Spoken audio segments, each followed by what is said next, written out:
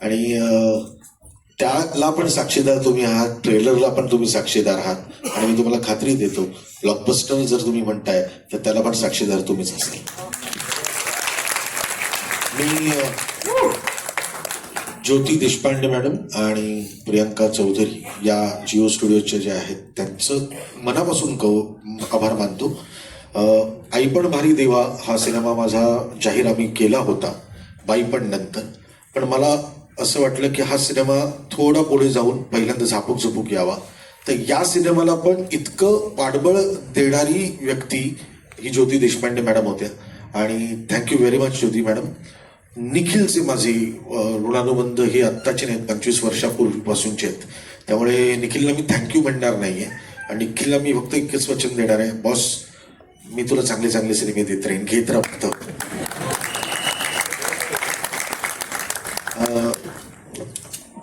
Bela thank you, या पडल्यानंतर एवढी शुश्रूषा केलीस तू, थँक्यू. कारण तिने खूप सहन केले या सगळ्या दिवसांमध्ये आणि अजूनही ती करणार आहे 15 मे पर्यंत. आणि मगाचपासून सणाला थँक्स म्हणतायत ना, तर मला जरा ती गोष्ट सांगायची आहे की महाराष्ट्र शाहीरमध्ये सणाने काम करूनही यातलं बरंचसं कास्टिंग हे सणाने केलेलं आहे. म्हणजे जुईची निवड ही जी झाली ती सणाने मला सांगितलं, जुई भागवतला घ्या, ती खूप सुंदर आहे आणि ती खूप छान काम करेल. मला असं वाटतं की घरामध्ये चांगले संस्कार होत आहेत. Thank you, thank you very much, thank you. मे नंतरच्या केदार शिंदे यांच्या डेट्स आमच्याकडेच आहेत, त्यामुळे 15 मे पर्यंत फक्त ते झापूक. प्रेक्षकांना सांगता का झी स्टुडिओ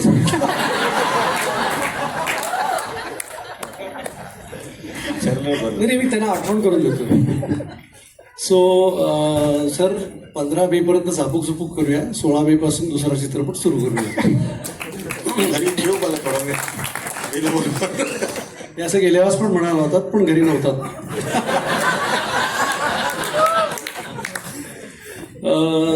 दुसरी गोष्ट रितेश सर म्हणाले तशी अनेकदा हा प्रश्न विचारला जातो की तुम्ही चित्रपट कसा अप्रूव्ह करता, कुठच्या गोष्टीवरती तुम्ही अप्रूव्ह करता.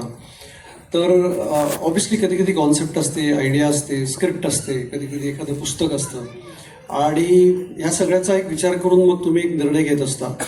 पण मला असं वाटतं, जे केदारने एक शब्द वापरला, सगळ्यात महत्त्वाची गोष्ट असते जेव्हा त्या व्यक्तीचा फोन येतो, जेव्हा ती व्यक्ती आयडिया शेअर करते, कॉन्सेप्ट शेअर करते किंवा काही शेअर करते, तेव्हा ते तुम्ही ऐकताना त्या व्यक्तीचा विश्वास तुम्हाला जोपासायचा असतो. आणि जेव्हा केदारने मला फोन केला की हा चित्रपट करायचा आहे, त्याच्यातला कॉन्फिडन्स मला क्लिअरली, मला झापूक झुपूक झाक्या माराय इथे कसं आहे, सिटीत मला करमत नाही. असं कोंडून म्हणलं ना, मग मी खुल्या वातावरणाचा माणूस आहे, मी खुललो तर टॉपलाच गेलो असं समजा. आणि तो मुंबई इंडियन्सच्या मॅचला खुलला आणि तुम्ही व्हिडिओज बघितले, ओव्हरऑल 40 मिलियन क्रॉस केले व्हिडिओज. सोप्पा विषय आहे का बाबा? विशेष नसतो, क्वालिटी किंग आहे टॉपचा. सूरज 25 एप्रिलला आपला सिनेमा येतोय, काय आव्हान करशील प्रेक्षकांना? 25 एप्रिल झापूक झुपूक येतोय. फक्त करकरेंची विनंती आहे, तुम्ही फक्त एकदाच माझ्या विश्वास ठेवा, एकदा थिएटर मध्ये जा आणि तिकीट काढा, एकदाच बघा. तुम्हाला एकदा जाताना तर माझ्या पूर्ण विश्वास ठेवा. मी करकरेंची म्हणजे लय मनापासून मेहनत केली, सरांनी लय मेहनत केली. एवढं सरांना लागले तरी सरांनी माझ्याकडून काम करून घेतलंय, सोपं नाही रे. त्यामुळे मी सांगतो, थिएटर मध्ये जा, एकदाच फक्त माझ्या विश्वास ठेवा आणि थिएटरला जा आणि माझ्या पूर्ण विश्वास ठेवा. एकदाच बघा, नाही आवडलं ना मला काही बोला, मी कसा बी तुम्हाला वागते तसं. एवढी हिंमत मला नाही वाटत कोणी ट्रेलर लॉन्चला पूर्वी केली. जोरदार टाळ्या आपल्या टॉपच्या टीम.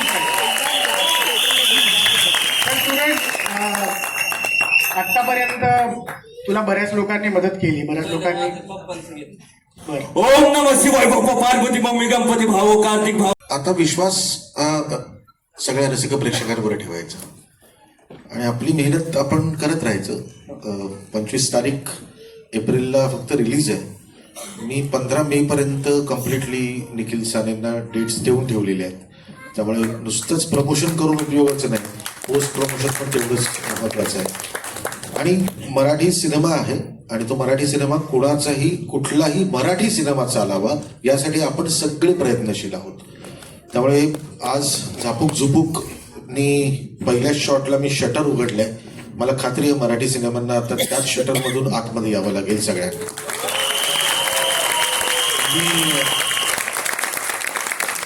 काही महत्वाच्या लोकांना या प्रसंगी थँक्यू म्हणतो. मी कास्ट अँड क्रूला तर नक्कीच म्हणतो. मी त्यांना सगळ्यांना नंतर थोडं ओळख करून देण्यासाठी मी पटपट स्टेजवर बोलवणार आहे जे महत्वाचे आहेत. रितेश भाऊ थँक्यू व्हेरी मच. कारण साक्षीदार आज त्यांनी सांगितलं तेव्हा लोकांना ते पटलं की ही गोष्ट काही कारण मला नाराज झालेला आवडत नाही. मी त्यांना खुश करतो कारण ते आनंद आहे तर मी आनंद आहे. बरं सूरज, फिल्म सुरू असताना बरीचशी लहान मुलं तुझा ऑटोग्राफ घ्यायला यायची. मला कसं आहे, मला वाचायला येत नाही आणि वाकड ते काय म्हणतात वाकड ऑटोग्राफ ठीक आहे, सही बोला येत नाही. बोबड बोलतो पण क्वालिटी बोलतो नार नाही करत. विषय खाऊन गोळी करता आवाज नाही का? सूरज, सिनेमा करताना सगळ्यात जास्त प्रेम कोणी केलं तुझ्यावरती सिनेमा सोबत? केदार सरांनी लय प्रेम दिलं.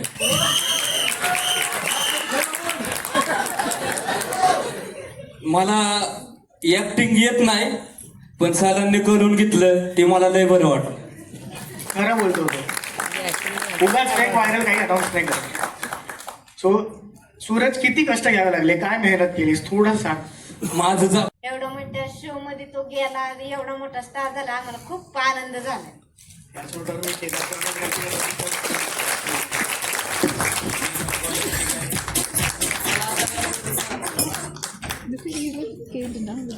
सीताताई आज आई अप्पा असते तर त्यांना काय वाटलं असतं? तुम्ही एकदा आई अप्पा असते तर नुसतं म्हणजे धिंगाणाच झाला असता का, आपल्याला लय भारी वाटलं असतं.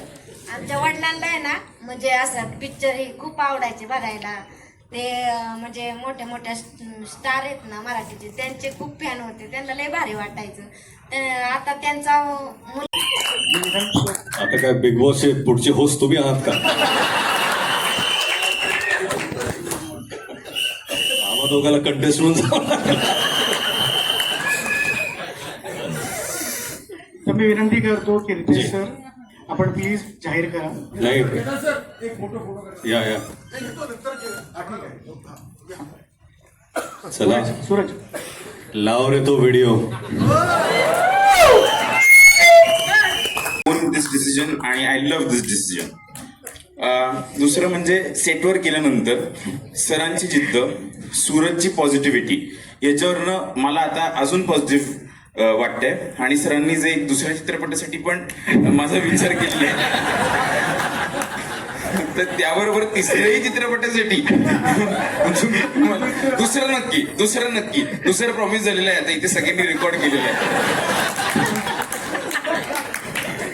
एवढं बोलून मी माझे 500 शब्द संपवतो. शिवाय शिवशंभो महादेव गणपती बाप्पा मंगल मूर्ती 1 2 3 4 गणपती बाप्पाचं जे कारण फटलेलं होतं तुटलं. माझ्या आई मोरे माताचं नाव घ्यायला मला नाही बरं वाटलं. जय श्रीराम. आम्ही तुला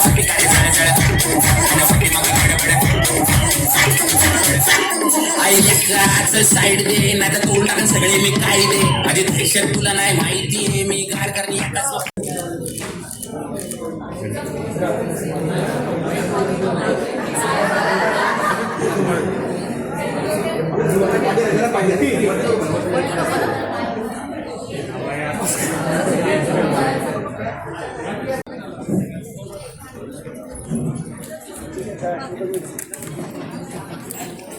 मी विनंती करतो आपल्या टॉपच्या यायला की आपण प्लीज तारक बनावा.